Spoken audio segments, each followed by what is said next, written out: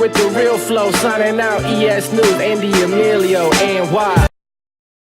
Keith, yesterday you said weight classes are there for a reason. Yeah. And thinking of that, does that come into play when you think of when you react to Mikey Garcia calling you out?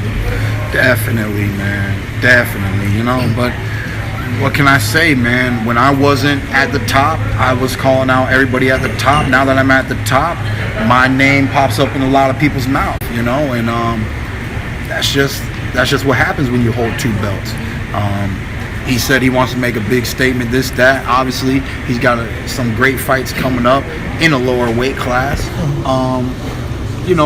He's still young. We're young. There's time to build that legacy. He wants that legacy. There's time to build that legacy for himself and to become that Hall of Fame fighter that he talked about. But the welterweight division is a highly competitive and dangerous division for everyone who's competing in it. Nonetheless, lighter guys moving up, trying to get up in it. So that's how I feel personally. Did you take that seriously though when he said that? I mean, yeah, I take it seriously to a degree, but I really don't want to, I'm not, it's just a big leap, you know what I mean? And it's not that I don't want to give him the fight, I don't want to give him the opportunity, but for me it's just really?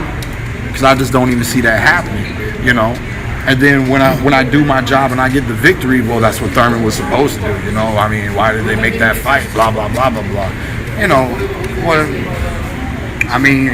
People, y'all stirred it around a little bit. It's not really getting talked about a lot, but he got some more views on YouTube or whatever with some of those comments, man. So I'm not gonna hate on the boy, and if he ever really does become a welterweight and he wants to, there's a real contract one day with his name on it, I won't be opposed to it. Were you impressed with his win against Broner?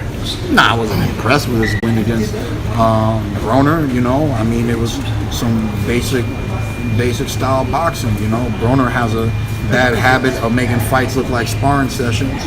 And he's too young and he doesn't have a high enough work rate. He's one of the easiest fighters to outwork when it comes to numbers. And Mikey Garcia definitely outworked him and pretty much dominated the fight using his reach advantage. They say that Broner fought at 147, but they forget that Broner was a 135-pounder too. They practically are like the same weight class for the most part, So when I see lighter guys moving up and fighting in a new weight class, to me, they're still in the old weight class, just too lazy to lose the weight.